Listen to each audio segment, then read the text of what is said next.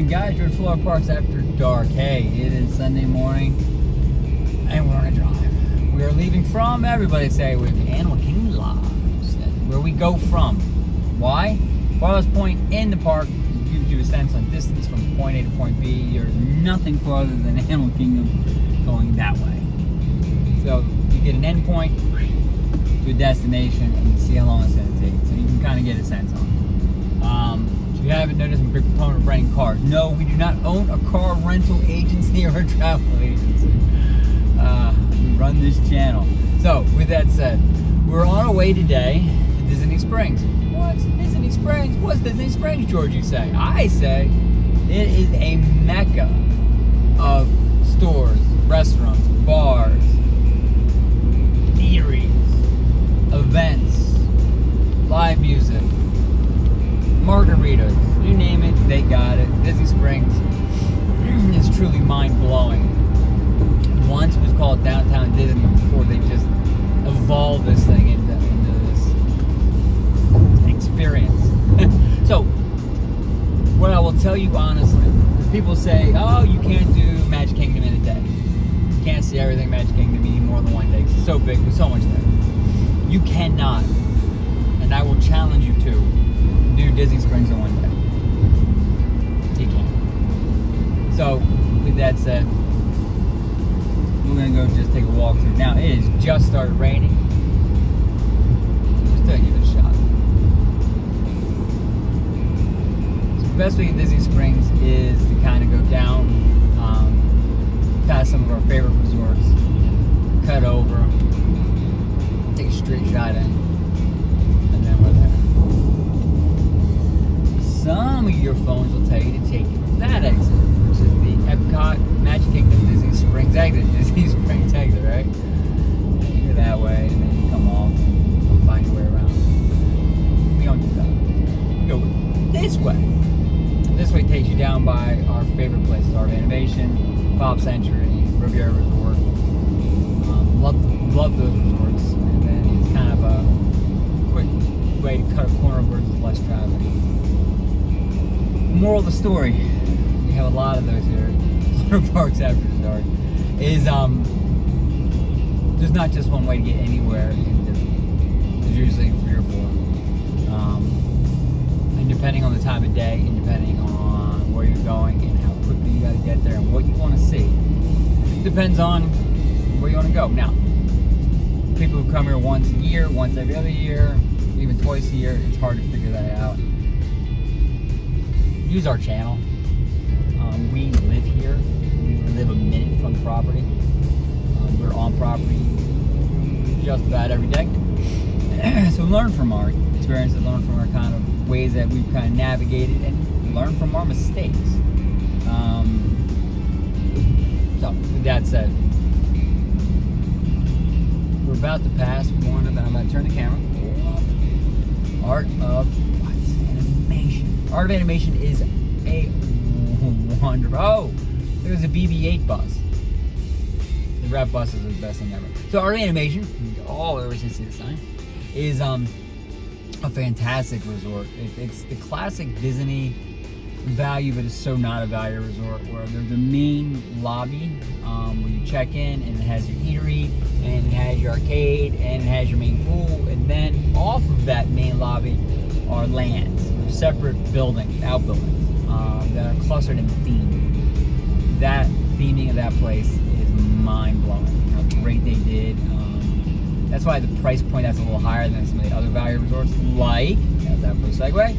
Pop Century. Pop Century is actually physically the exact same structure as Art of Animation, and yet themed entirely differently.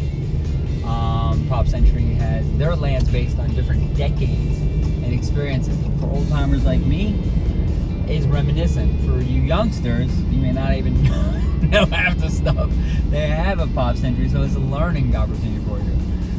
And then they got Carribean Beach, which is passing here. Carribean Beach is a massive, underlined massive resort. Same idea, centralized area, boom, centralized pool area, store, whole nine, and then off of it, each of their lands, each of their areas are Caribbean islands. Barbados, Aruba, things like that. So your cluster of places you can stay, and usually there's about 3 buildings, sometimes 4. They're tropical themed and they're all island. So there's that. So that's kind of how they do these more sprawling, larger resort areas. And honestly, they're the ones that have been here longer. Some of them are kind of original, some of them ones that have been built in the interim.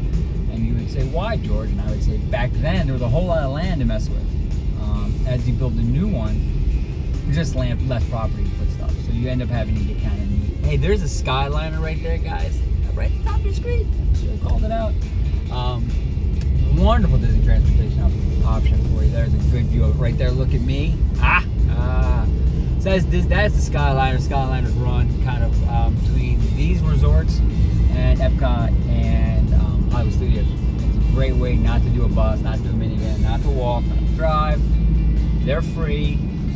Get you right at the gate, which is sometimes better than driving. You got to park and walk. Although I'm a big proponent of renting a car. If you're going to the park for an hour, sometimes it's better just pop Skyliner. You get dropped off at the gate, you walk out Skyliner, back to your hotel, you're done. The other good thing about Skyliners is, in all seriousness, they're continuous. They'll have their occasional glitch, like all things, but they're continuous. Meaning, unlike buses, you gotta wait for one. The Skyliner runs non-stop, so you can literally get a Skyliner quickly. To our right, that is Bonnet Creek. Bonnet Creek is a group of hotels back there. It's the JW, it's the Waldorf Astoria, and it's the Hyatt. And then there's also Wyndham Timeshare back there. So there's a whole lot of actually living space back there. We did a couple vlogs out there. We're going to get to the JW. We've been dying to see that property. So that's back there. We're going to go take a peek at that. It could be as soon as tomorrow.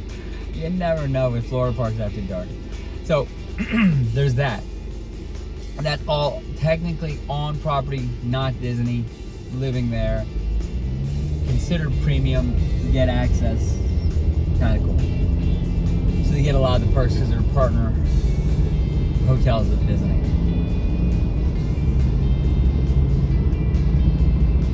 Now we're going a straight shot into Disney Springs. We did a couple red lights, you've seen that. But Disney Springs is kind of on the opposite corner of the property. So we've gone from Animal Kingdom, back corner, all the way across the property past a number of resorts to here, and we're at 8 minutes. 8 minutes. And I have not driven recklessly. And we have hit some red lights, and we do have some traffic. But as we get to Disney Springs, which you will see in 3, 2, 1, that's Disney Springs. There are parking garages, numbers, and they actually do a fantastic job with parking garages. They got Disney figured parking out well. But they have surface parking. What is surface parking? Surface parking is a parking lot. You don't have to go in a garage. Between you, I, and everyone who will ever watch this, I am a fan of surface parking. It gets you at this very end of Disney Springs is one that is underutilized because of it's not right at a parking garage. And 2, you can see the lot, you can see your spots. You're not trying to figure out how to get into the garage and then come down through and around. You start getting the security. What's great about Disney is they take security very seriously. So you will, once you park even on surface lots, have to go through the security. So they figure security out too. So you basically walk through this arch. If they pick up any significant metal or there are concerns, you get bag checked. If not, you're on your way. So for those people, again, who know Disney from years ago, you just have to go to little tables and they look through your bag and they pick away stuff and take stuff out, put stuff back, and there was a line. Nah, they got it figured out. It's just, it goes real fast. The other upside Disney Springs is the drone show. They've had a drone show all summer, and I am here to wipe a tear away and say tomorrow is the last drone show. They're stopping it on September 2nd, Labor Day, and there's not been an announced plan to replace it, not been an announced plan to bring it back. We love the drone show. So tonight, we're going to be live streaming the drone show. We do have a number of them on our channel that you're going to take a peek at. But it is a really neat show. As with all things Disney, they take something really basic and they just blow it out. So that's it. So we're at 10 minutes 15 seconds. I'm pulling into a parking garage, and guess what? That's it. Soup the nuts. We are from there to here, and it is easy peasy, lemon squeezy. So guys, listen, this is George Florida Parks After Dark.